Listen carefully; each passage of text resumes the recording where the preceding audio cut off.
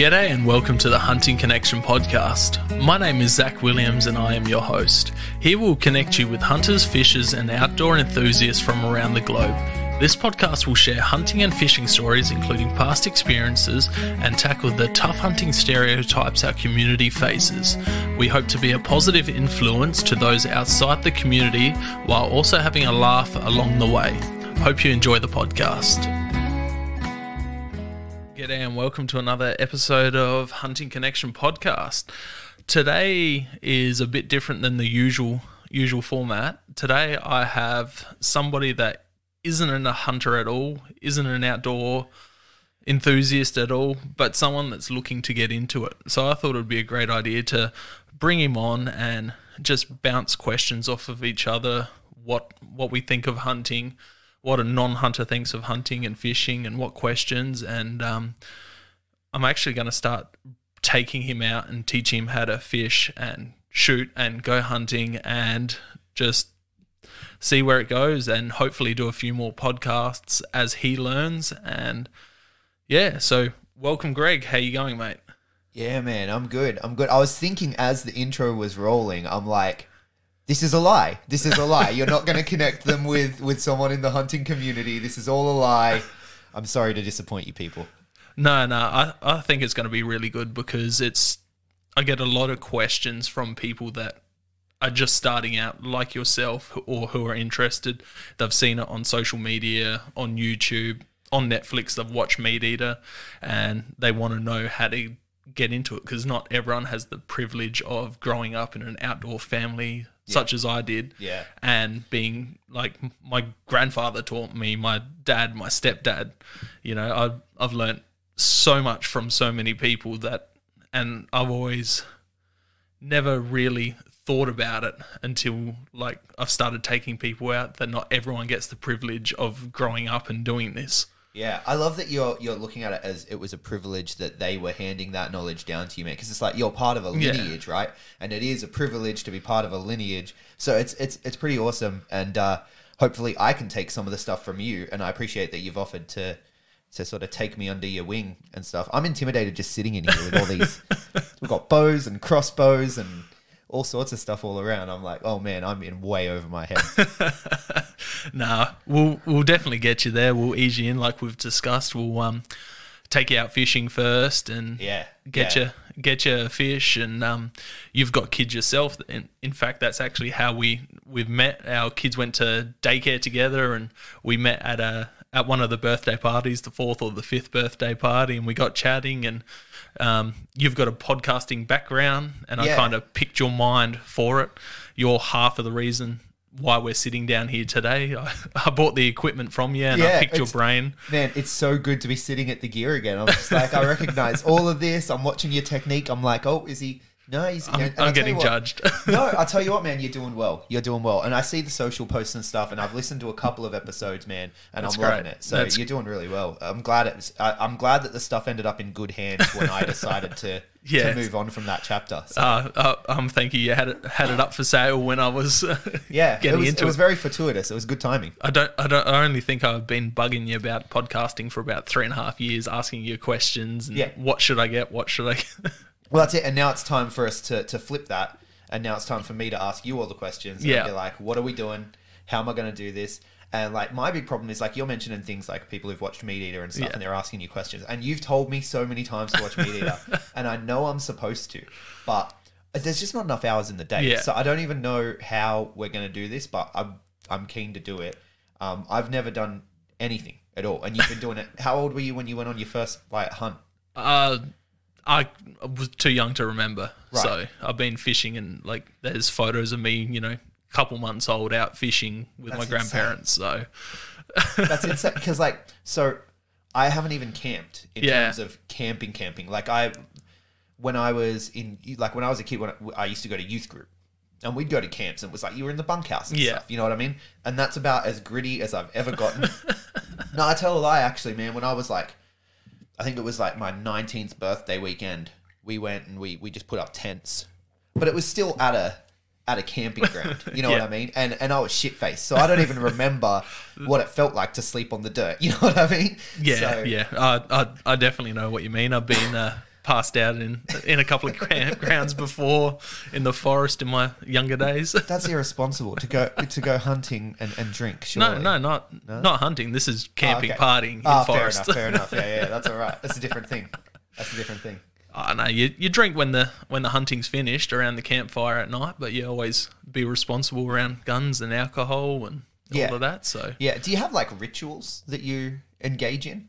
Not really. Like, you know, there's some people that like smear blood over, like someone that gets their first animal, they'll smear a bit of blood over the cheeks of the person. Some people take a bite out of the heart, like get their mates to take a bite of their heart.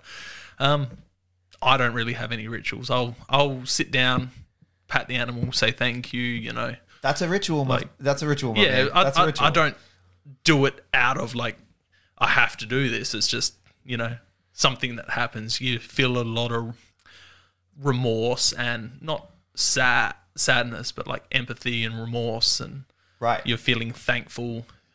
Like it's you don't feel remorse. Don't I know you're a heartless cat killing bastard. You are. I've seen it. I know. I've seen the social You've seen media. The global hate campaign. Yeah, I've seen it. I know it. You're a heartless cat murdering bastard. I can't believe you would kill a poor helpless. Look at the hat. There's the cat hat right there. It's disgusting. You're lucky I don't sick to my stomach sitting here with the likes of you. So, where are you from, Greg? I grew up in Sydney, man. Yeah. Grew up in Sydney, right at the foot of the Blue Mountains. Amazing area. Which, like, when you think about it, it's like, how did I never go camping? You know what I mean? Lots of hunting, fishing, fall driving out of there. I know a lot of these people that listen to this podcast, they live in that area, you know. Yeah. One of the past guests, he was Bathurst. One of the taxidermists, Lana, she's in the Sydney suburbs, you know. So there's lots of. I can imagine it would be great there. Lots of arts. You know, and so it's kind of shocking that I never did anything. And like, because my dad as well, he grew up in the Blue Mountains, and he talks about like being a kid and basically living in the bush. Yeah. Right. Like in terms of every spare minute that they had, they were off, you know, barefoot back in my day, you know, that sort of thing. They were off in the bush. But by the time, so I'm the youngest of 5, and my youngest brother is 10 years older than me. Yeah, well. Right. So I was the afterthought accident that happened, and that's fine. Like, and my parents gave me everything. Like, I was super spoiled. All my other brothers and sisters hate how much, like, I had piano lessons, I had all this stuff, but I never did anything outside. They did. Right, like my brothers used to go on the truck with my dad, but he got into an accident and stuff. So by the time I was old enough to do anything, he wasn't capable of doing those things anymore. And so I never experienced any of that stuff. Yeah, that's a shame. But you know, we've connected on other things, podcasting.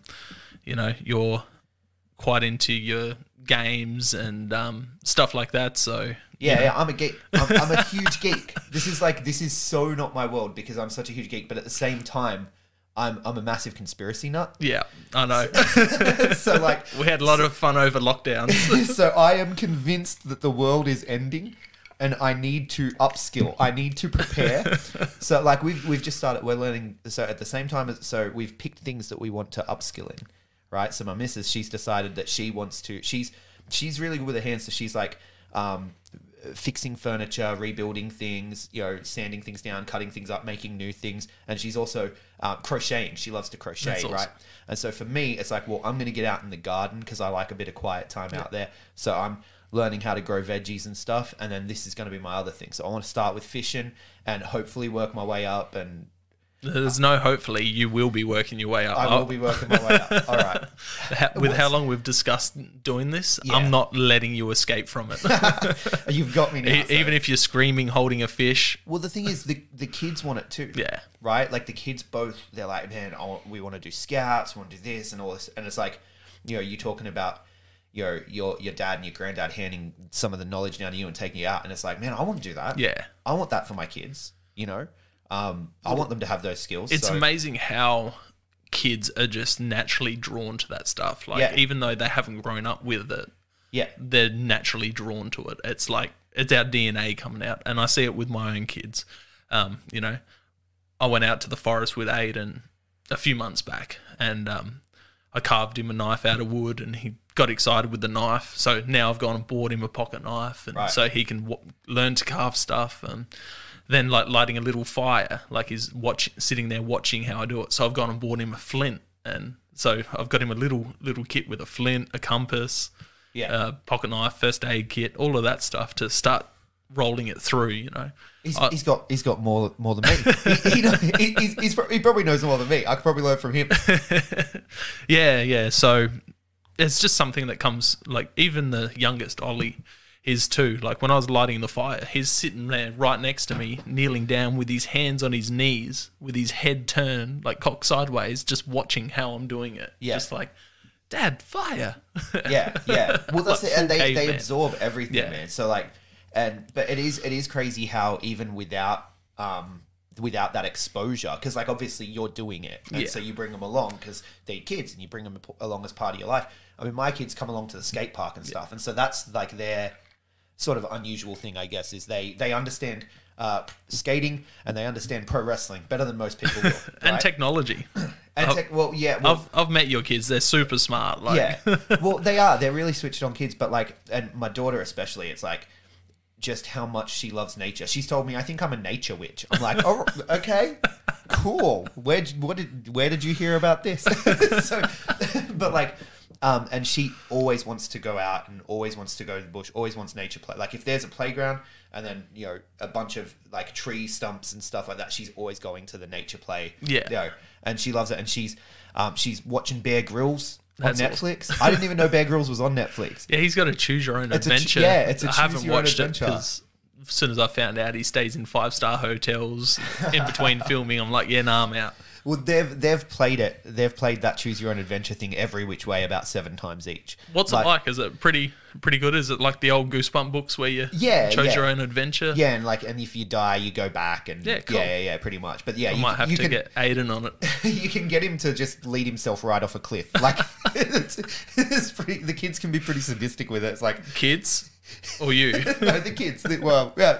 It's fun to watch him. It's fun to watch him fail. But just the fact that they're drawn to it and they're like they'll go out the bat and they'll play Survivor. Yeah. Right? And they'll be building their little fires and stuff. And I'm like, man, we need to learn how to do this for real. So Yeah, we do a lot of Nerf gun fights and that around the house. Yeah. You know, even Ollie, the 2-year-old, he's run around with the Nerf gun. He'll run around with his teddies and line his teddies up, and he's got a deer teddy and he'll shoot that. Or do you guys have rules with the Nerf guns and stuff? not the Nerf guns. Have I told you? Yeah. I make sure they have proper, because we have Nerf guns too, and I'm like, you have proper trigger discipline. You do not put your finger in there unless you're going to shoot. Yeah, no, I learnt growing up, you know, guns are guns. Yeah. Some people, toy guns, they don't allow them. They treat them as real firearms. Yeah. I think it's good to have a distinction and teach them from a young age that, you know, you've got toys and then you've got actual firearms. Yeah. And, you know, when I'm teaching Aiden to shoot, and I took his soccer coach and his soccer coach's son out target shooting a few weeks back, and like I'm telling him that, you know, if you fuck up with this, you can kill yourself, or even worse, kill somebody else. Yeah. Like drill that into them. Yeah. But Nerf guns with the little foam bullets, we run around and have full on Nerf fights. We got a big Well, 1,000. like our thing is if everyone agrees to it, if everyone's consenting and being like, yes, absolutely, you can aim at me, you can shoot at me. Yeah.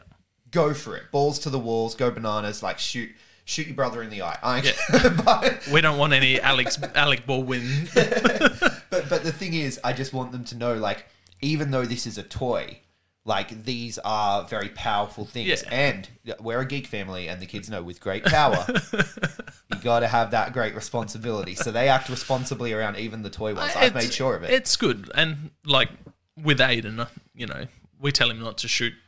Like, if we say, that's enough, you know, that's enough. And he'll listen. And, you know, Ollie's starting to learn how to shoot him. He'll run around with him.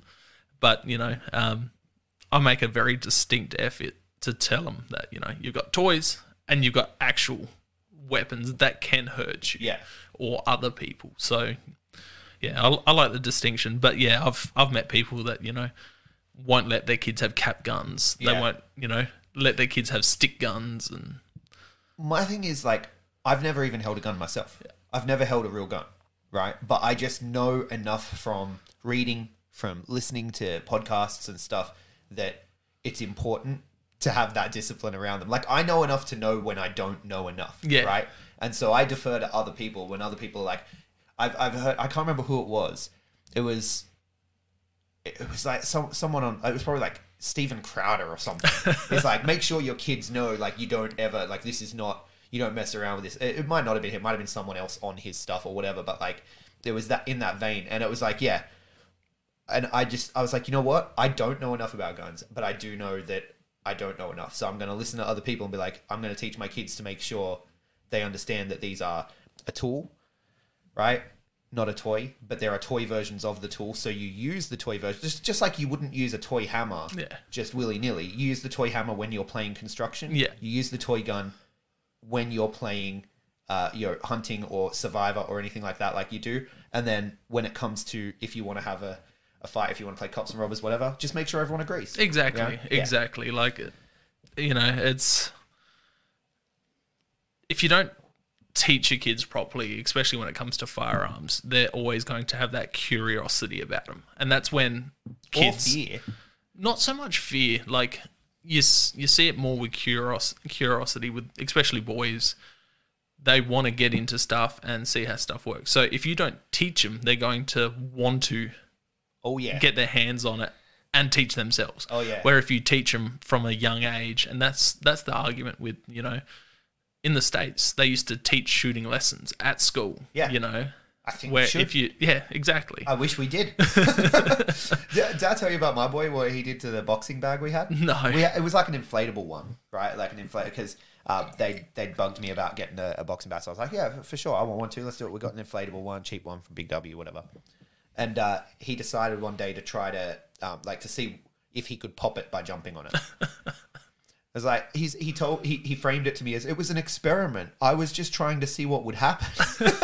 I'm like, that's it, man. That's the boys. They will experiment with things, so you gotta be on top of it. Yeah, if you teach them and show them that, actions have consequences, it's going to be better than them getting into it themselves. It's, you teach them the safety, you drill it into them enough.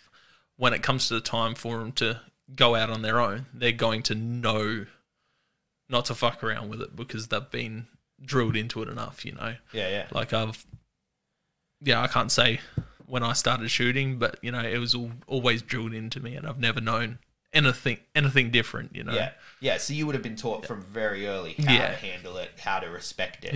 Yeah, whereas it's something that I didn't realize until, and I was a person who was afraid of guns. Like, I would have, in my early 20s or whatever, I would have been like, yeah, gun control, absolutely.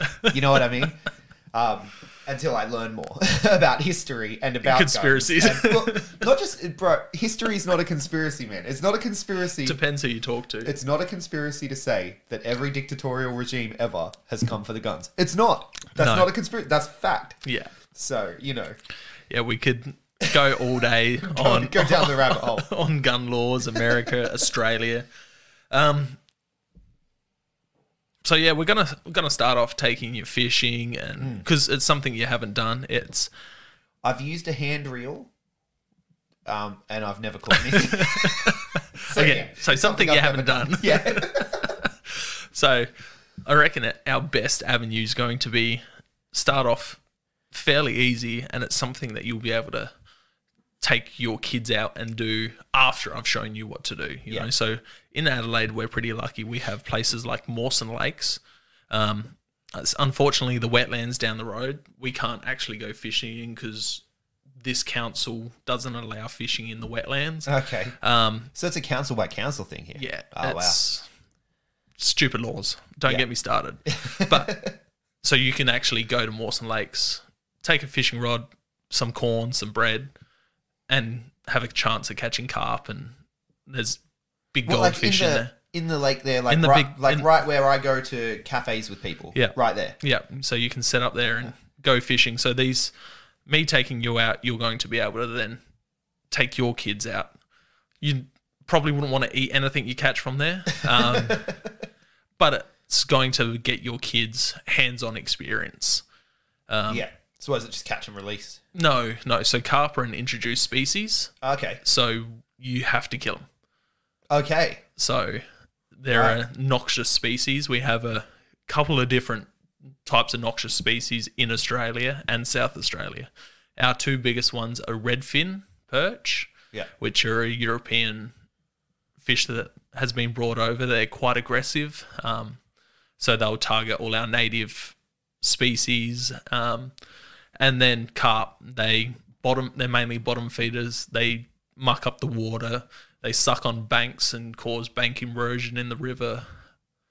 Right. And, I think a female carp during spawning season produces like 70,000 eggs or 80,000 eggs each spawn. So you can see how they're spread massively. They do. And, so that's the thing is you do this as well as like in terms of conservation and stuff, right? Yeah. It's a benefit of it. You can use it saying that we do it for conservation, and it's an argument that I've used in the past and other people use still, and I still use it sometimes too, depending who you're talking to, because it's a good argument and it saves the greenie types going, you're just letting that fish die, you're just letting that animal die for nothing. So we use the conservation aspect of stuff. We use the food. We use, because I don't know. So for me, I still feel like every life has something special about it. It does. You know what I mean? And so even though it might have been introduced, like it's no fault of its. And so I'm like, to kill it when I'm not planning to eat it, I don't know how I feel. Yeah, that's one of the arguments people have, especially in South Australia, following the fishing pages, that, carp are the small ones you can catch plenty of. The bigger ones are harder to catch. They grow, 90 centimeters long. You can get them up to, which is a decent fish, Right. And they get big bellies on them. In Europe, they're protected. So in a lot of England, they have ponds where they've got 25 kilo, 30 kilo fish that they target for the world record, but they have to catch and release. Right. Where here, the law is to kill it and throw it in the bush or put it in a bin if you're in a public area where you can. Like it's... Well, I guess I could feed it to some local cats, right? Yeah, you can. And stuff them up for you. Like get some hats so that you have a bit more. Turn mittens into some mittens. That's amazing. Kitten mittens. Does your cat constantly scratch across the table? No, you don't get that reference. No. Oh man, Always Sunny. No, he creates kitten mittens, no. But it's not mittens from kittens. Yeah, no. So you wouldn't be interested. No, I'll have to take that idea to KI Catman and see if he can make me some kitten mittens. That's amazing. Preferably with the heads, so you got the... Yeah. I don't want to be any part of this, man. You get me cancelled. Shit. So yeah, that's our biggest argument here in Australia with hunting as well, is that everything that we pretty much hunt is an introduced species. Yeah. So we've got I think it's 26, 28 different quote-unquote game species, feral species that we target here. Right. And that's from rabbits all the way up to buffalo, wild cattle, camels. Wait, we have buffalo here? Yeah. So and camels? Yeah. So what? No, we have camels in Australia. We do. We have the largest herd of... What's the camel with one hump? What are they called? Dromedary? No. Am I just the most ignorant motherfucker you've ever talked to, or what? I didn't know this. This is why I've wanted you on, because people that are getting into hunting, they don't know much about hunting. They're going to have the exact same reaction as you are. So we actually export camels back to Saudi Arabia and a lot of the Arab countries because we have so many wild. We also shoot them from helicopters, round them up, harvest them for meat too. That's insane. You can eat camel meat. I didn't know that either. Yeah. I mean, you can eat pretty much any meat. Pretty much any meat. Pretty much any meat, yeah. They're, one of my good mates, Hainsey's been on the podcast. He goes out to one of his brother's stations that his brother manages and shoots camels, and then brings back hundreds of kilos of meat, makes sausages and salamis and... That's crazy. Mince. And so... pretty much what pops into my head, I'll tell you what I can think of. We've got rabbits. European hares, foxes, cats, wild dogs. I'm trying to go like size-wise. Wild dogs, goats, pigs. We've got 6 species of deer. We've got, so to just here, we've got fallow deer. So the different antlers are the easiest way. Fallow deer have like a flat palmated antler. Then we have, so this one here is a feral goat. That's... Yeah, I can tell goat horns. Yeah, that's 33 inches. The biggest one shot in Australia is like 55.5 inches spread to spread. You've got sambar deer. That's another fallow deer up the back there. What else do we have in here? We've got a few different species from other places, but you've got sika, you've got chital, whitetail. So every deer species has a different antler configuration. But the ones we have here in Australia, we've got hog deer, which are about the size of a Labrador. They're not the smallest deer species in the world, but the smallest in Australia. Then we've got fallow, sambar, red stag, rooster, and then chital or axis.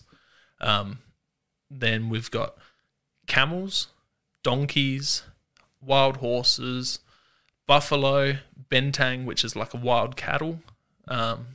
Then scrub bull, which is a wild bull. Wait, bentang, like the brand, like bintang. Not bintang, but okay. bentang. Bentang. Yeah, okay. Yeah. So they're like a big, clean, like a real clean skin, big bull with massive horns on them. And right.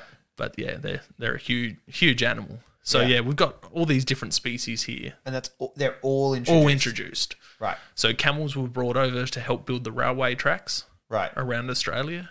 And then, they just let them go. And some of them wander off or whatever. Yeah. And then there's thousands. That's crazy. There's a South Australian bow hunter, Casey McCullum. He did a video on hunting different species. It's like the first bow hunting video I ever watched. And it's kind of what got me really interested into bow hunting. But they're sitting on a dam in either Outback South Australia or Outback Northern Territory. And they're sitting on a dam and like 200 camels just come into this dam and they're drinking at the dam. And it's just dust and camels as far as you could see. That's insane. I want to get back to the fishing, but with the hunting, right? You talk about bow hunting and obviously you got the guns and you do the gun hunting and stuff. I've done a couple of archery lessons. Yeah. Is it better when we do get there? Is it better for me to look at that or is it better to start with a gun? Depends on what you're more interested in. Right. Okay. We can always use more people with gun licenses in Australia because it's another voice. Yeah. But there's no reason you can't do both. Yeah. I've told you before that like I'm healthily afraid of guns. And I think that's partly because I've never so I think that once I have a bit of experience or whatever.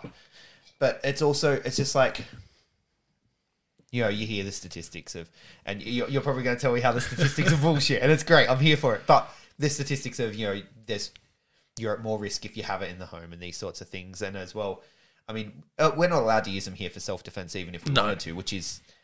Yeah, that's another story. We won't get into that one. We could go all over the place. But, so, yeah, I worry about having something like that in the house. You know what I mean? That's why we have this big black box behind me. It's a gun safe. It's bolted to the ground. It's got keys. The guns and the ammunition are separate and both locked. And only I know where the keys are. So it's not going to be an issue. And that's what we were talking about before with kids. Like, if you teach them young enough, depending on what different states have different gun laws. Some states you're not allowed to touch a firearm till you're like 12. Yeah. It changes. It varies. But if you teach your kids even without letting them shoot, but you show them, that loses the curiosity and they have some knowledge. So this is going to be beyond the scope of this podcast, I reckon. But have mental health issues in my family history. Yeah. You know what I mean? Yeah. And so I mean, I'm doing the best I can by my kids, but you never know. You know what I mean? Yeah, I understand. There's a fear there. There's a worry. Yep. Look, that might be something you chat with a doctor. The gun laws in South Australia or Australia and the way that our licensing goes, they do look into some of that at times. If I go to a doctor and I have mental health issues and I get antidepressants, there's a chance that cops will rock up at my door and take my guns. Right. So we do have some of those checks and balances in place. I don't agree with them. Me either, but I think it should be a personal choice. They are there. If you're going through something like that, I can give my firearms to a friend who has a safe and they can legally store them. Well, at least here, I'm not sure in other states, but they can legally store them in their safe with written permission from me, and I don't have access to them. So if I'm if someone's in that bad place, you have that option if that's something you're worried about. Right. But you can also put them in storage through like gun shops and gunsmiths. They'll charge you to look after them, so that's another option.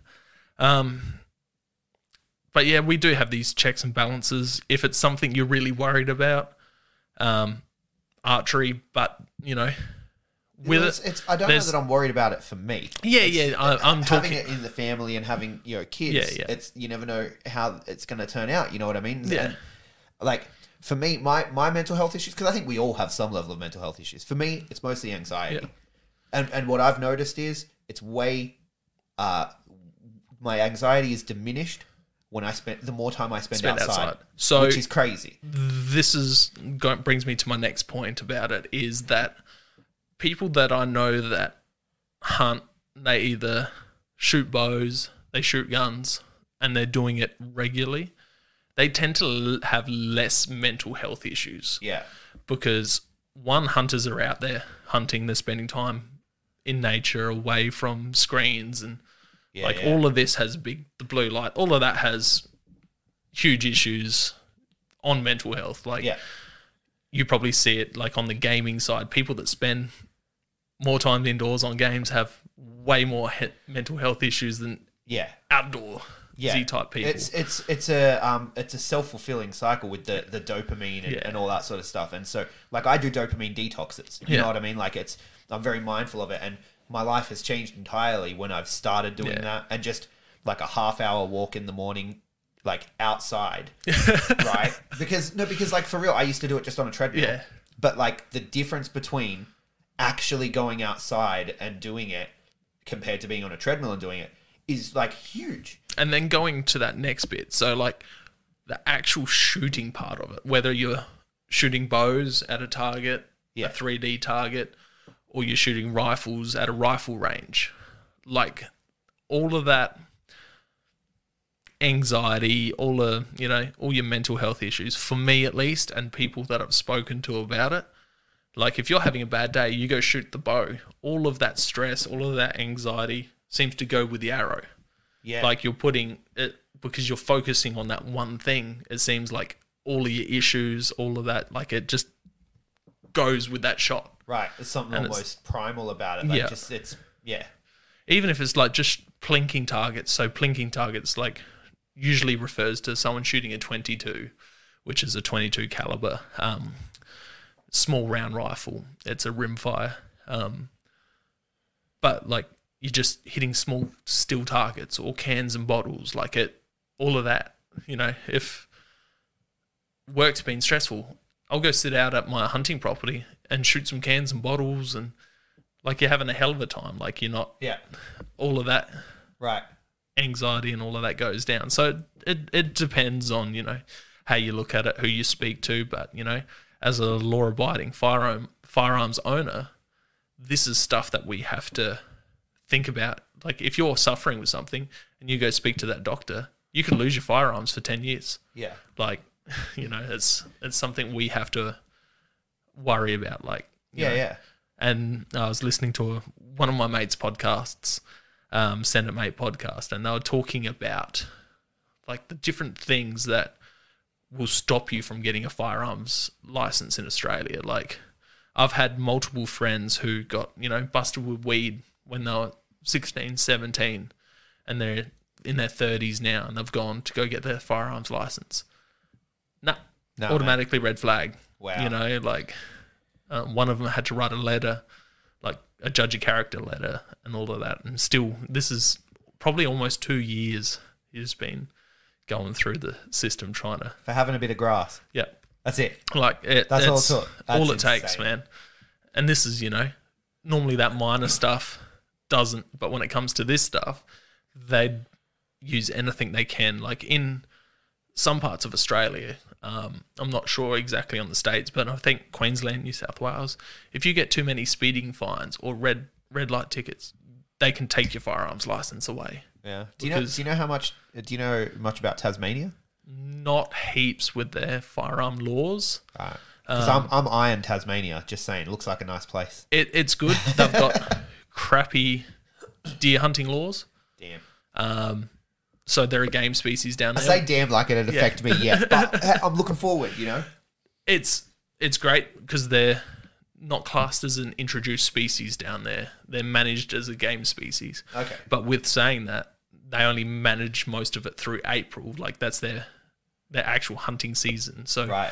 Most of Australia doesn't have hunting seasons, but Tasmania does for the deer. Right. So it's a big hot button topic down there, whether they change the classification of them being a game animal to an introduced species and let you shoot them all year round.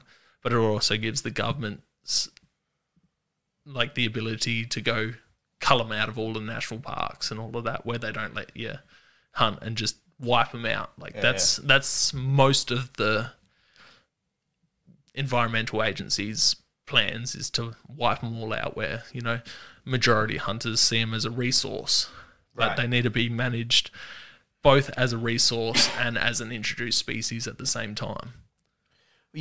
So when you talk about like the mental health and stuff with hunting, how's the community? Right, because I'm guessing you'd have to like you said, you can write a note and have it stored in your friend's safe or whatever else. I mean, you got to have strong bonds to do that. Do you look at hunting? Is it like a solo thing or is it a group thing? You go out together? It can be both, man. I like hunting by myself, but I like hunting with mates. Most of my really good mates these days have been met through social media based on hunting, through hunting groups, pages, Instagram, and just mutual friends. And that's how we've met, and we've built, you know, friendships stronger than, you know, most people have in a lifetime, you know, because you're out there, you're putting in hard yards, so you're putting in blood, sweat and tears chasing deer. Oh, it's not your blood though, is it? It can be. You know, you take a good tumble down a hill, fair. It's your blood. You're using knives. Yeah. You know. Yeah, I've watched Bear Grylls.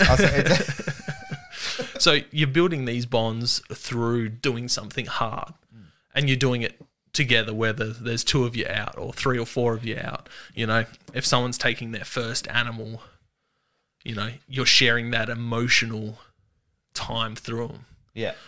That's why I like taking new people out, because like even just doing this podcast, it's making me think of stuff that I take for granted because I just know it. Like I don't have to put any thought behind it, and then having to talk and discuss it is making me think more about it. And it's the same when you're taking someone new out.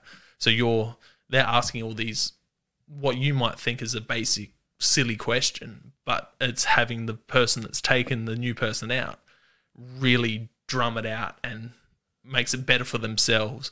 And then you're building bonds through all of that. So it's like you got like a hunter mentor type bond you're building. You got the blood, sweat and tears. You got the emotional moments, you know.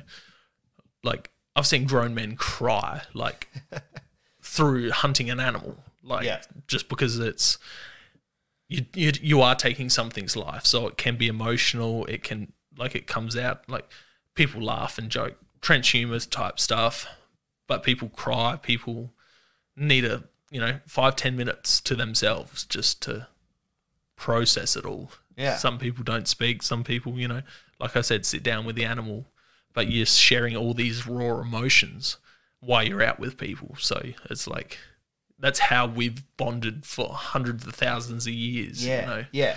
Well, and like, there's something so interesting about it, but at the same time, it's like, man, what if you take the life and then you like it? Like, what if I'm a psychopath and I don't know it yet because I've never had the opportunity? You know what I mean? Yeah. Look, it's not about liking killing something.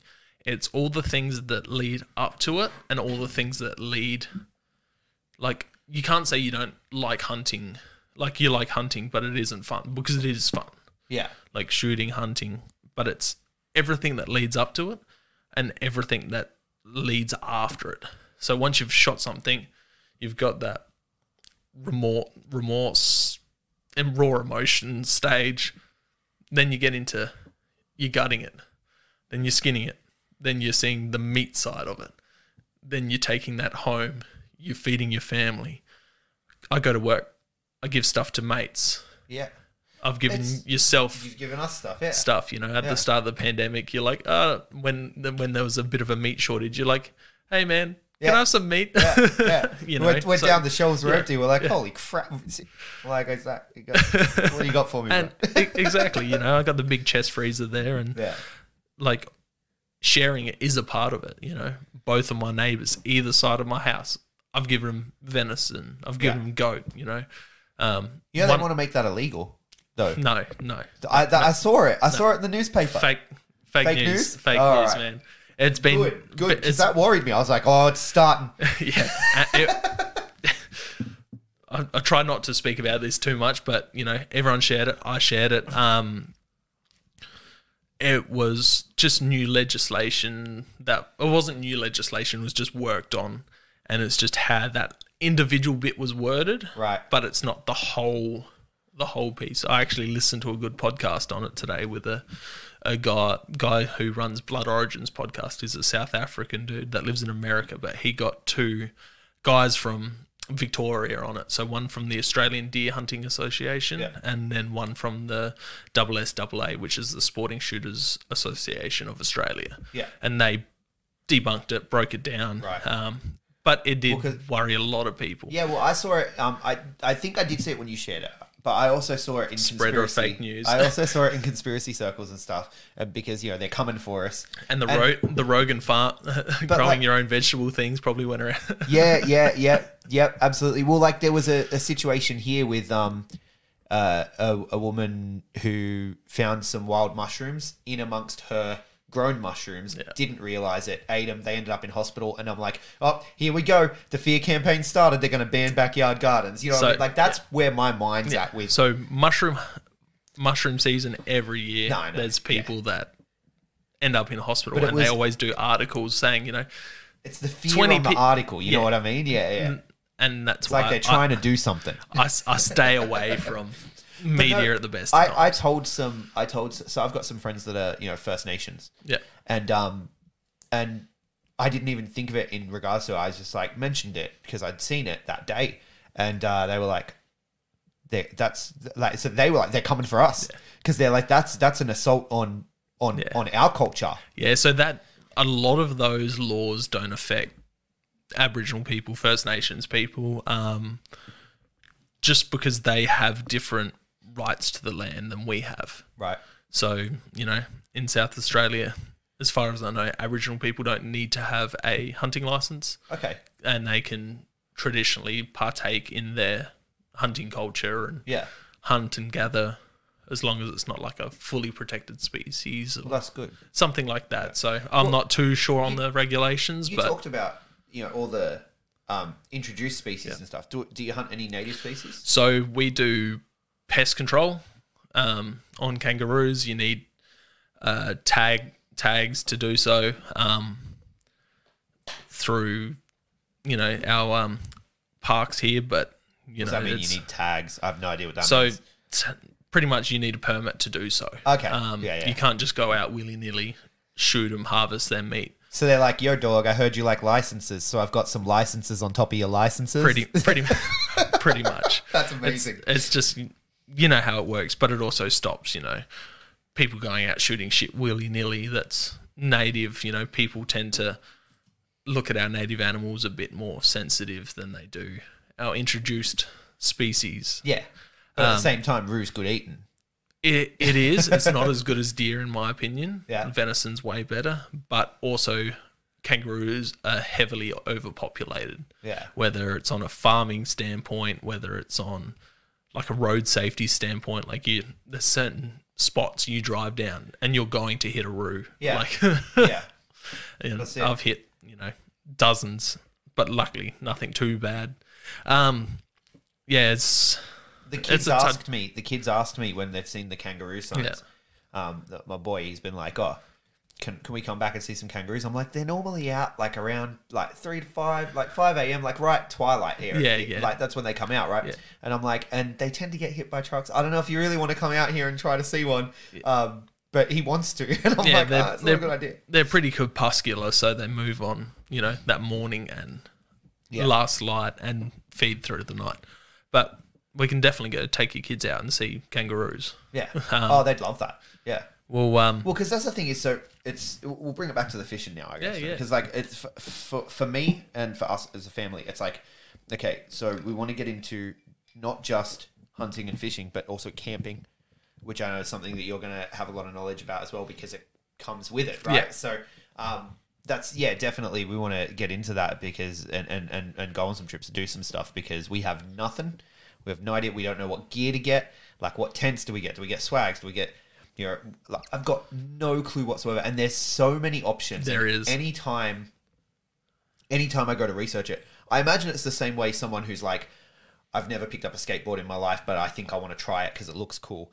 And they go and they're like, oh, you can get a cruiser, you can get a longboard, there's all these different Pretty options. much, it's similar. You can go to Kmart and buy that $12 skateboard, or you can go to the skate shop and, spend hundreds of dollars. Well, like, so I work at a skate shop. Yeah. I do social media and stuff. And we were at a skate convention thing the other day and a couple of weeks ago. And someone came up and was like, how much is a roller skate? And I'm like, bruh, you don't know what you're asking, right? Because like these ones here are $100, but my partner she plays roller derby, right? And her latest setup that she got was $2,000. Yeah, right. And that's not even the highest end. Yeah. Like that's pretty good. She's got some pretty good gear, but I'm like, how long's a piece of string? You know what I mean? And when I look at camping stuff, I feel like there's just what? There's so many options and customizing and this and that. And do you want the kit with no idea. Bows are exactly the same. Yeah. Guns are exactly the same. Yeah. Like, on the wall there, that's that black one on the end with the green strings. That's, $2,500 without the bits and pieces on it, just by itself almost. Right. Where down here, you got a couple $100. Yeah. It So when I shot, I didn't shoot recurve. Yeah. Yeah. So I know some stuff. You shot recurve? Was it? Oh. So compounds are the ones with the wheels on? Oh, yeah, no, I shot recurve, not compound. Yeah, that's the thing. See, then, I got it wrong. Yeah. See, I tried to throw something out because I know something, and I got it wrong. It's all right. I knew what you meant. Yeah, I shot recurve. That's the one. Yeah. Normally people they'll see the ones with the wheels on it, the compounds, and they'll be like, oh, that's a cool crossbow. I'm like, it's not a crossbow, but... No, that one is though. That is. That's a scope on it and everything. That's a recurve crossbow. A recurve crossbow. And you can also get compound crossbows. You know what I love? Dixon. And the kids love at the medieval fair and the guys that are making crossbows and you watch them do it. Yeah, the kids are in awe of that. So when you go to the medieval fair,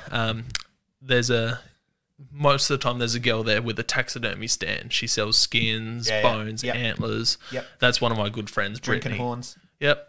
I don't think she has drinking horns. There's other stalls that do, but she has skins and all sorts of wicked stuff. But yeah, the medieval fairs are pretty cool here. Gum and Anguston is the other one, is it? I know there's two. We went to one out the Barossa somewhere.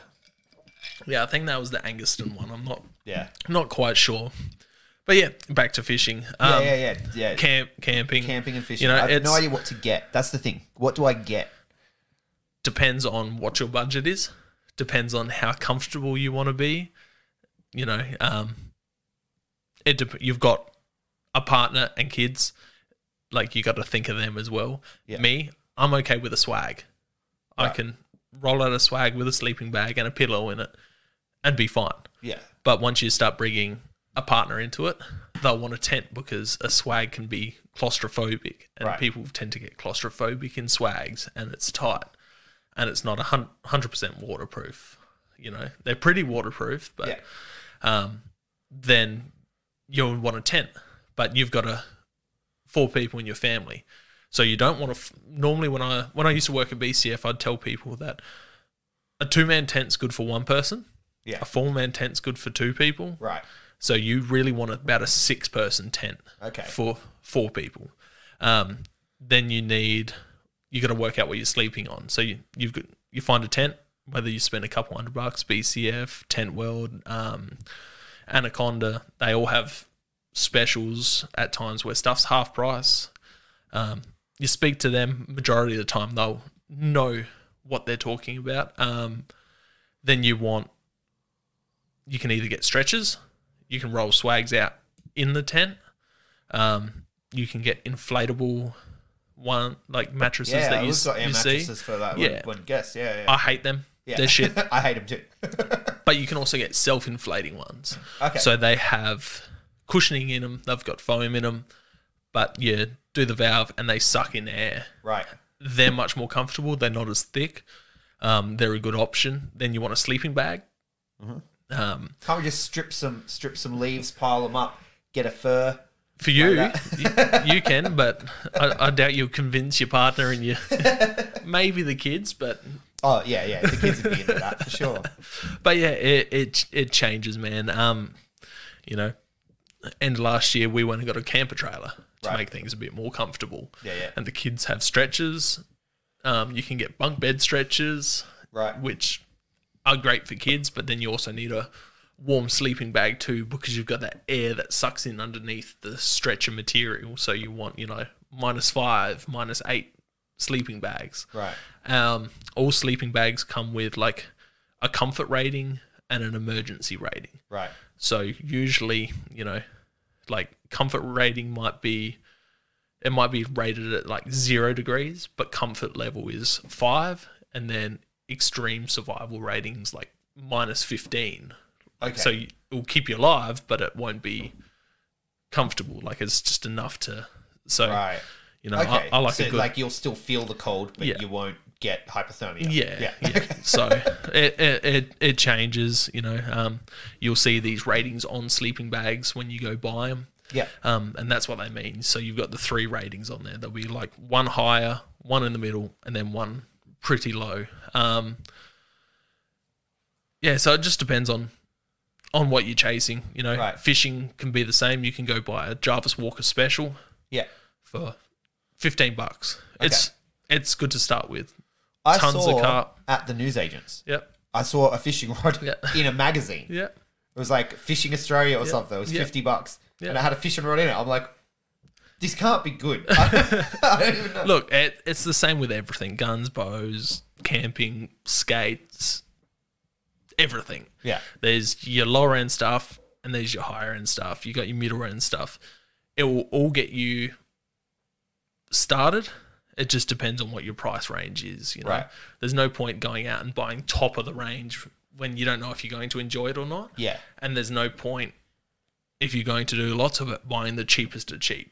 Yeah. BCF, Anaconda, they do good combos for $100. Yeah. You can get the rod and the reel. Then some have lines, some don't. See, that'd be good. My missus has a go at me because I'm the type where I'm like, if I'm going to try it, I'm going to try it right, babe. Yeah. Right? I'm going to go all out. But she gets mad because then it's like, if I don't stick with the hobby, it's like, what the hell did you do with that $800? Yeah, so most of my gear is that mid-range gear. And because I worked at BCF, I also got the like workers special too. So that's always good. Discount. A lot of my stuff, not even mid-range, you can spend way more on it, but it all catches your fish. Yeah. Especially depending what you're targeting. But does it make it easier? It can. It can. Or is it more about the skill of the person? The skill. It's so many variables go in it. How smooth the reel is, how well something casts, how light, how flexible, all of that, Right. Different rods have different like stiffness and all sorts of... They have different kilo ratings for different fish, there's rods that people use for carp fishing and small fish, then medium fish, freshwater, saltwater, beach fishing, boat fishing, right, fly fishing. Yeah. What is fly fishing? I hear that all the time. What is fly fishing? So I don't know. When you think of a rod and reel, what do you think of? When I think of a rod and reel, yeah, I think of like a rod, yep, and a reel. Okay, so you're actioning. I'm doing the action. You're actioning an egg beater reel. That's okay. what. So you know the old school egg beaters, how you have the handle and you wind them. So that's classed as an egg beater. You've also got an overhead reel, which pretty much the rod's back to front. So the eyes on the rod where the line goes through, instead of them being on the bottom of the rod, they run from the egg beater reel through the eyes. And overhead sits on the back of the rod, and sits on top of the rod. That sounds and then weird. Then the eyes are on top of the rod. Okay. So it kind of like you're fishing upside down, but it's more accurate for casting and lure fishing. Then with fly fishing, you've got a big, kind of like a hand reel attached to a 10, 11 foot rod with, like, instead of having line on it, it's got like a rubbery line. And then you've got a leader, which is your fluorocarbon, and then the fly, what they refer to as fly fishing, is a little lure that's usually hand tied. So it's a hook with a bunch of fur, foam, bits and pieces tied in to make it look like an insect.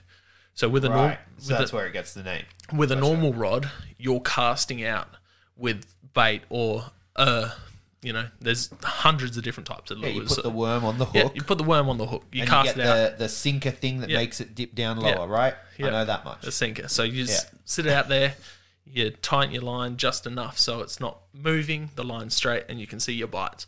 Where fly fishing, what you're targeting is fish surface feeding usually. Right. So you're casting, you're pulling the line out of the rod by hand. Yeah. And then you're doing like a whipping motion. And that Is that line why you see the ones that look like dragonflies too? Yeah. So little insects and larvae and and all of that. So they're mimicking like hatch of dragonflies and stuff like that, where the nymphs are turning into the dragonflies and the fish are feeding on the surface. Yeah. So you're putting that fly where fish are feeding on the surface and they're coming up and smashing that.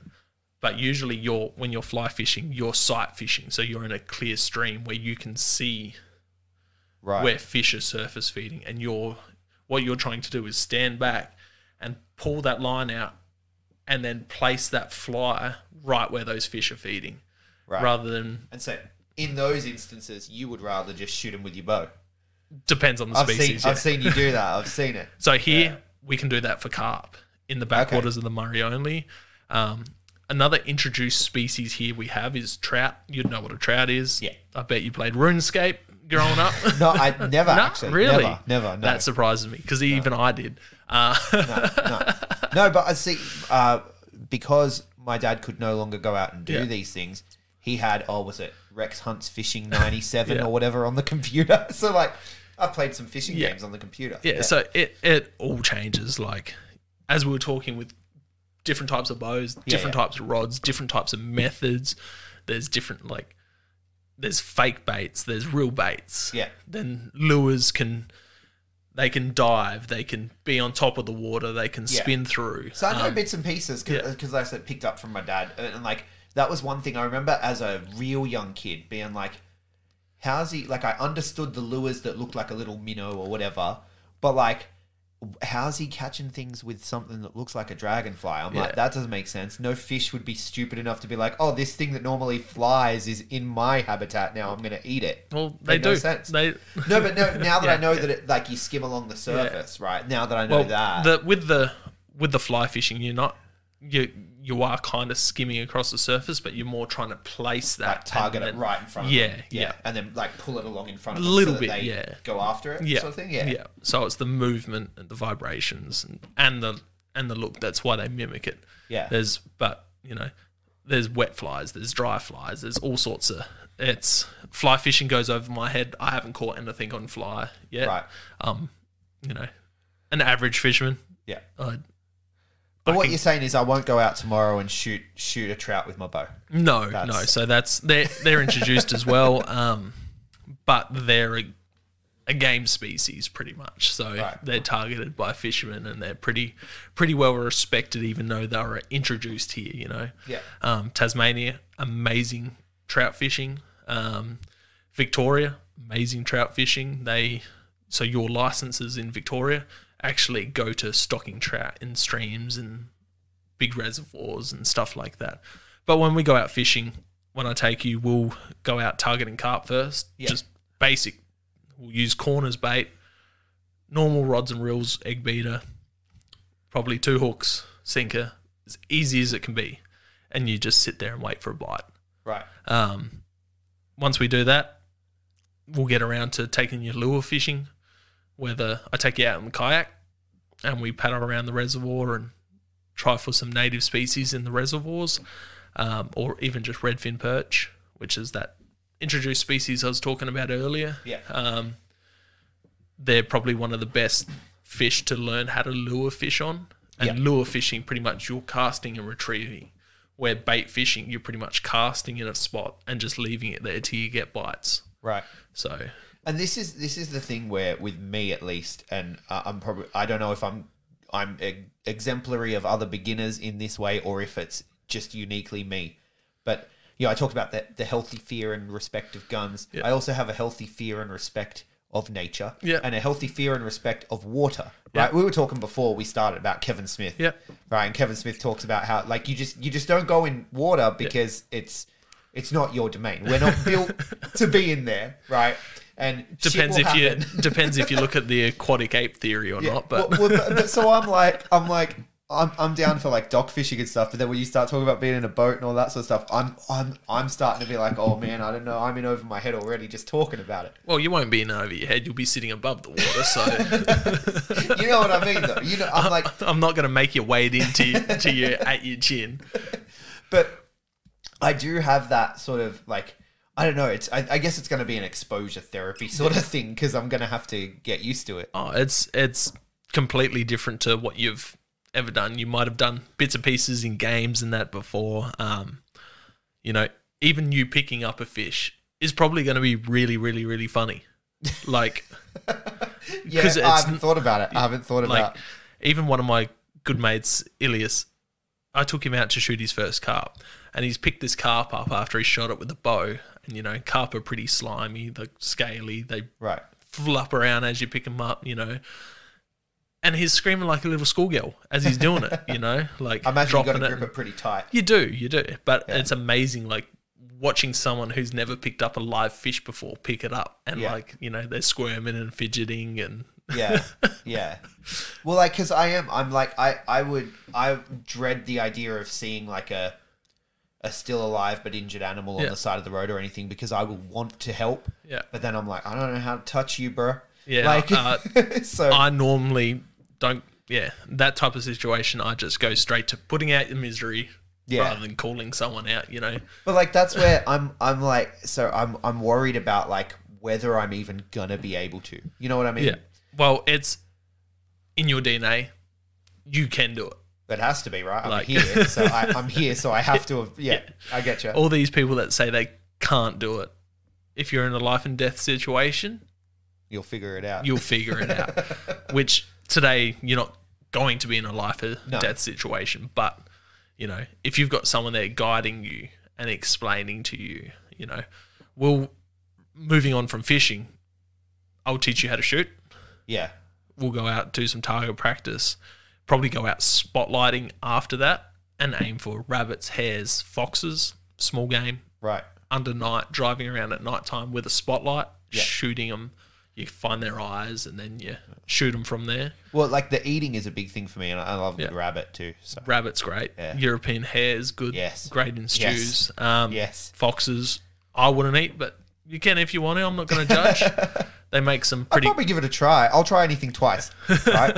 You've got to make sure. Hey, there's YouTube videos of guys eating foxes and coyotes and... raccoons. Yeah, raccoons are supposedly pretty nice. I know a few people that eat them. They got balls. They're a weird animal, man. I had some experience with them in Mexico. They're a strange animal. Yeah. But foxes, man, you get some pretty cool trinkets. You get tails. You can Yeah. preserve the tails. You can preserve the skins. I've got a shrunken fox head up there from my taxidermist friend who I was telling you about that does the medieval fairs. Yeah. I see foxes running around just like on the roads out here. Yeah, like because would like, I don't give away too much, but like around near where I've moved to and stuff, I just driving down the road, seen just foxes see them running and along. hares in the paddock across the road from my house. Just run alongside the cars It's like it's nothing. Because suburban foxes, there's food. Yeah. We leave dog food out. We leave cat food out. There's Right. cats, there's mice, there's rats. It's pretty well lit so they can hunt easier. Yeah. A fox will eat small cats, like this area was farmland 15 But years ago. you're the monster. Yeah. Because I eat cats. No. But yeah. So, you identify as a furry. Yeah. You're part fox, aren't you? Yeah. Thank you for coming out to me. That's very brave. Foxkin. Yes, that is a fox skin. Yeah. So yeah, starting on rabbits, probably the best thing to take someone out to start off on. We don't really have the populations as we used to,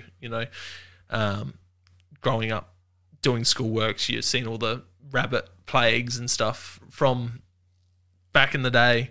We don't have it like that. We release viruses such as calicivirus and myxomatosis that takes Khaleesi, like like Game of Thrones. Yeah. So we've got that bitch get a virus named after her. I think they named her after the virus, but there you go. The more you know. Yeah. So they've taken a toll on the rabbit numbers, but rabbit's great because it's great eating. You can stew it.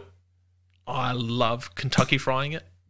So getting Kentucky fried seasoning, frying it, it's awesome. Better than chicken. Very similar, but better, which is most people find strange. Yeah. I know everyone says everything tastes like chicken, but rabbit is very, very similar to chicken, especially when it's Kentucky fried. I like rabbit. Yeah. It's a small animal. Great to teach someone how to gut and skin the basics, because you don't really need a knife to skin a rabbit. You can just pretty much put a tear in the back of it in Red Dead Redemption, he just rips it straight off. Yeah. So you can pretty much do that, even if you put like a little insert in the skin. This is my experience with hunting. Red Dead Redemption. Yep. That's pretty much all I did on Red Dead.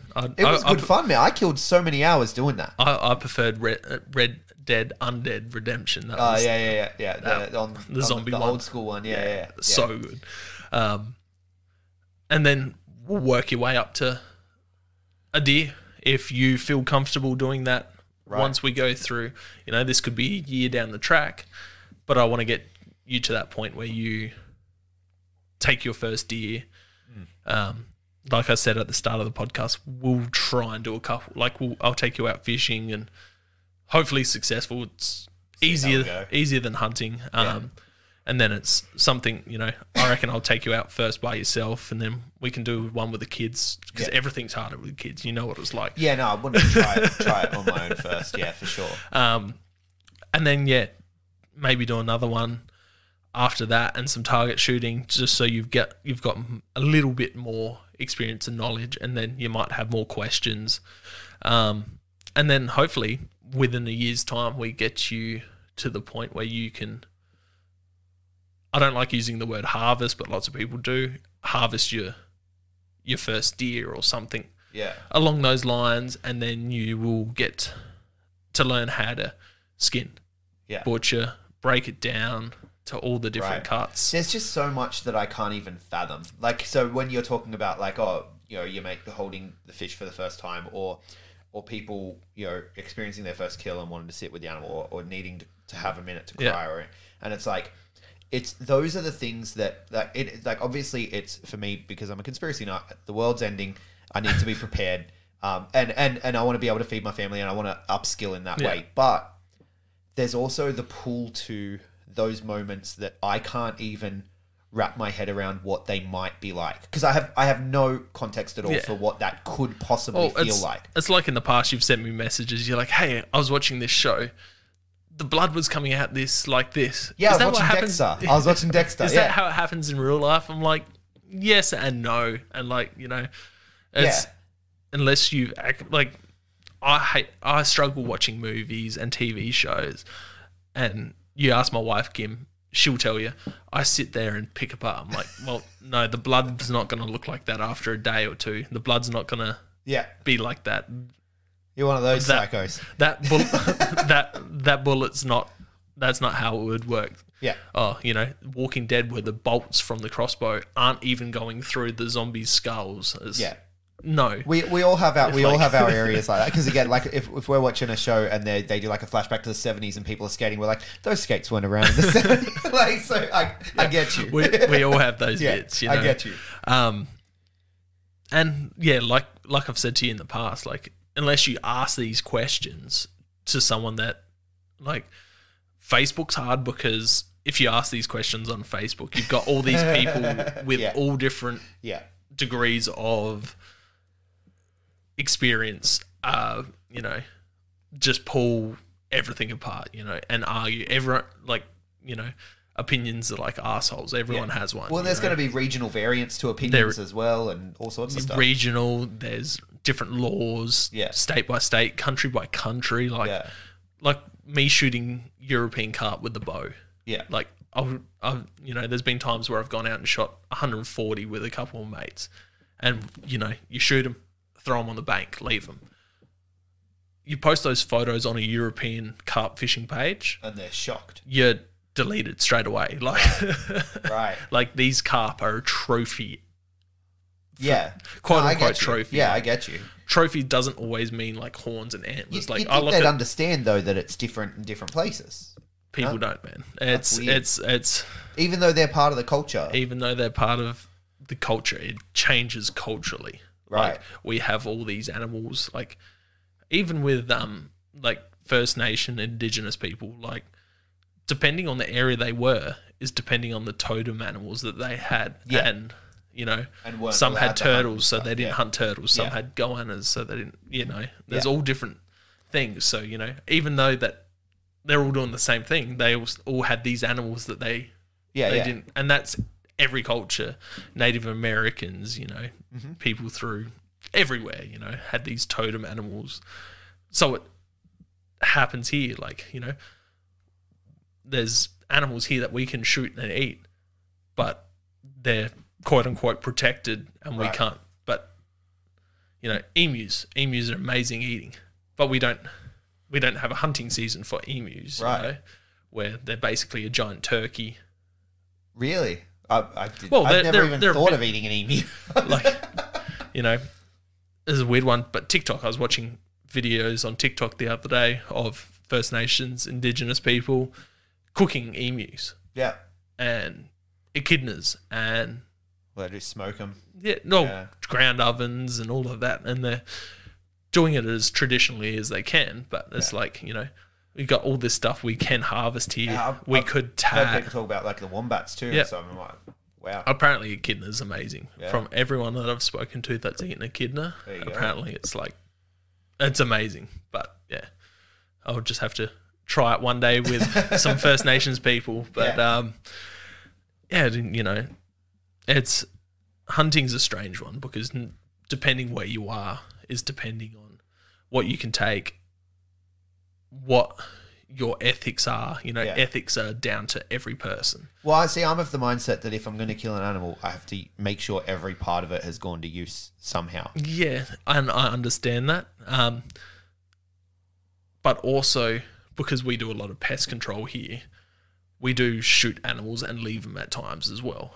Because you're not always going to be able to use the animal, and sometimes you just have to do the pest control.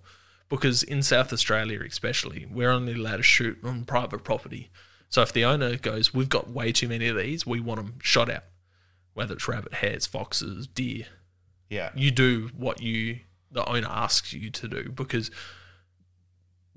they're doing you a favour by letting you hunt there, so you go by what they want. Yeah. also disease, all of that has a factor into it. But it's, as bad as this sounds, it's not being wasted if you just leave something there, because it's going back down into the soil. Yeah. All the native birds, all of that are eating it. All the nutrients, goes back into the soil. I get that, yeah. How nature intends it to be, So you're not really wasting anything. Yeah. But it is a personal ethics thing. It's also a personal, just a personal thing. So, you can tan every hide you get, but then you don't really have heaps of uses. People turn them into pillows and, depending on what you're into, people shoot deer and turn their antlers into dog chews. They make knife handles. They do all sorts of stuff. So we'll see. It's craft activities for the kids too. You know what I mean? Yeah. So exactly. Got to look at it that way. Look at things differently. Yeah. Well, there's all sorts. Like when fallow deer are rutting, so April when they're mating, they become quite aggressive. You can get a pair of antlers. So I'm not sure if you know or not, but antlers grow every year. They drop off and then regrow. Yep. Where horned animals like goats, they don't, except for the pronghorn antelope in North America. So they're the only antelope species that actually shed their horns and regrow them back. But you can grab a pair of deer antlers and in April, end of March, and rattle these antlers together and call in buck deer, like the buck fallows coming in to fight. And it works with other species too, but I'm just using the fallow as an example. Yeah. But, there's all sorts of things you can do with them. But so are there anything that you hunt here that's dangerous? Well, deer can be dangerous. They've got, swords on their heads, as Rogan calls them, giant forest cows with swords on their heads. Right. Scrub bulls have been known to be pretty dangerous. There's a story of an old school bow hunter I heard it from Adam Greentree on a podcast, but this guy got gutted pretty much by this scrub bull, climbed a tree and looked down, and his guts were sitting on his leg, and he had to wait for this bull to die before climbing back down the tree and stumbling back into camp. He survived. That's horrifying. When you mess around with big game, there is chances of something bad happening. If an animal's wounded, because that's something that doesn't get talked about. Animals do get wounded. Yeah. You're not always going to make that great shot, and an animal isn't always going to die as instantly as you think it is. So, if you shoot it, this is why we have to work on target shooting, because you want that perfect shot for it to die as quickly as possible. Yeah. If you're back in the stomach, it can take a couple of days to die. It can not die at all, and survive. I've shot deer and found bullets lodged in them from a year or two beforehand. Like, an animal isn't like if you got shot, you'd cry, and if you weren't fatally shot, you'd cry, until you got medical attention. Not you in general, people in general. Where a deer, they only know to keep living. If they lay down and die, they're going to die. But if they just keep pushing through, we put our human emotions and our suffering into the animal, where they don't really feel the emotions we feel. Yeah. So, them getting shot and wounded, they can live and will live a complete long life. Right. So that's like if they'd gotten into a fight, or if they'd fallen deer, down they have these antlers on them. Yeah. They kill each other with these antlers. That's what the antlers are intended to do, to fight for the harem. Yeah. That during the mating times, the rut, the roar, whatever you want to call it, you'll find holes in the shoulders and the neck and the rump of deer from where the tines of the antler have gone, this pen length into the animal and further. There's people that have shot stags and bucks and elk bulls with snapped off antlers lodged into their side of their eye and their temple, and so we put our feelings and our pains and emotions into these animals, where they just keep living where we would lay down and die. How much of it of hunting as well is like just watching them for a bit? More than not. More than not. More than not. Okay, yeah. There's times I'll go out and I'll just sit down and watch the animals. I'll have the gun in my hand or the bow in my hand, and I have no intention of shooting something. Right. But I'm sitting there against a tree, watching deer through my binoculars, watching, all sorts of stuff. So that sounds dope. It is good. Like, there's been times where deer have walked 5, 8 meters away from me, and I'm sitting up against a tree or a bush, and I'm just sitting there. See, you're going to love me because I will ask the stupidest question. I don't even go. care. Shoot. I'm a bit of a mouth breather, especially in winter. Yep. Am I going to be able to hide from a deer? Well, when you're setting yourself up on an animal, what you're doing is you're putting yourself downwind from the animal. Yeah. So again, big buck hunter. Got to go downwind. You got to press that button, that L3. Make sure that the wind's going the opposite way. I get it. So you're using the wind to your advantage. With a bow, you want to get close. 50 meters. People shoot 100, 110 meters. Mm-hmm. Again, ethics are everyone's choice on how far they're limiting themselves to shoot. Most people 50 yards, 50 meters and under. So you don't really have to worry about breathing too much because you're downwind as well. With rifle hunting, you're shooting, because I'm not a great long distance shooter, I'm shooting 200 yards and under. That's my capabilities. Give me meters. Meters, 200 meters, whatever. It's very similar. Right. Where people shoot deer at 1,000 meters. Okay. Again, ethics. But if you're shooting a deer at 1,000 meters, why are you saying ethics with that? Like, is that just like personal code? Like what you? Yeah. Like, everyone, like some people, like you can't shoot a deer over 300 yards or 300 meters. Why? Why do they say that? Because they try and push their ethics onto other people because they have their code of ethics. But they think everyone else should have. Is it like the caliber needed to shoot that distance is going to do more damage or something like, or is it just? There's more chances. It's how it's always been done. There's more chance of something going wrong. The further away you are from an animal, if that animal takes a step, depending how far it is, you could miss and hit back by a couple of inches or centimeters, whatever you want to say, or a couple feet. So you might be aiming at the shoulder and you might hit it in the rump. If that animal takes a step and you're shooting 1,000 meters. So, right. All these people have their ethics. Like some people will only head shoot an animal because they drop straight away. Where if you shoot just behind the shoulder, they might run 50, 60 meters till they run out of blood. Right. And bows and rifles, like bows, you're aiming for blood loss. Rifles is the impact of that bullet hitting the animal and breaking up is what usually kills it.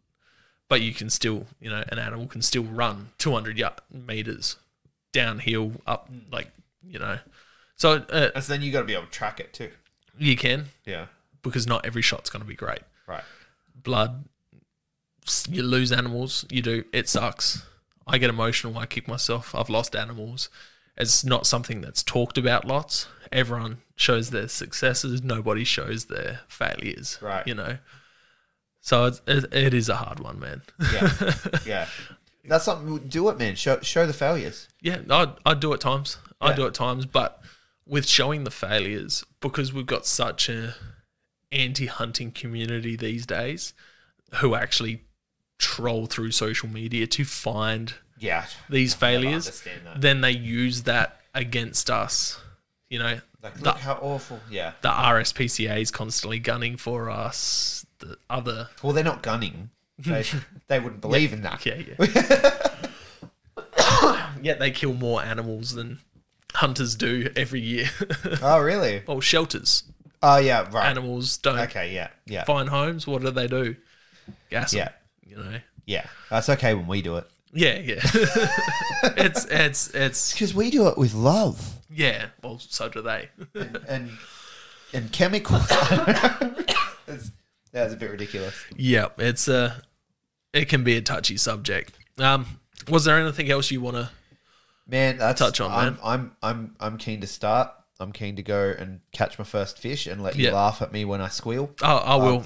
I'll definitely try and film it. That's for sure. Because I reckon your kids will get a good, even your partner will get a good kick out of watching you squeal like a girl. What I'm gonna do is, you're not ready for me, bro. You're not ready for me. I'm gonna go watch every video I can find of people picking up fish so that I don't screw it up. And I'll pick it up like an old hat, man. I'll pick it up professional. Just be like, what? What are you going to do with this footage? Then go home and cry. It was so slimy. Well, thank you very much for coming on. It's definitely been a different podcast compared to what I've done in the past, just because you don't have the experience. But I think it's nothing. Also one of the best ones I've done as well, because we've broken down so many different bits and pieces, and it's going to be a great resource for people that are getting into hunting, fishing, camping, and they should know not to be afraid to ask what they might think as a silly question. Yeah. If you know someone that does it, shoot them a message. We need more hunters, fishermen, campers in Australia, because we're slowly losing our rights to do so, because Greens parties, politics, governments. Sorry, when the grid goes down, we won't have a choice. All your conspiracy theory mates. Yeah, when the grid goes down, man, we won't have a choice. Yeah. Nah, man, I really appreciate it. Thank you very much for coming on. Thank you, man. No, Thank you. All good. I can't wait to get out there and learn. I'm keen to teach you, and because teaching you is not just going to have you experiencing it. Your kids are going to eventually experience it, and then they'll be able to teach their kids and friends' kids, and it's the more people we bring into this lifestyle, the more they're going to bring more people in, So it's the growth is good, Yeah. As a guy, a hunter, you won't know him, but Clay Newcomb always says we've got to guard the gate. And the best way to guard the gate, in my opinion, is bring more people in. Yeah. And show our passions, share our passions. And I'm looking forward to doing a couple more podcasts as your skills and knowledge increases. And But thank you very much, man. Thank you.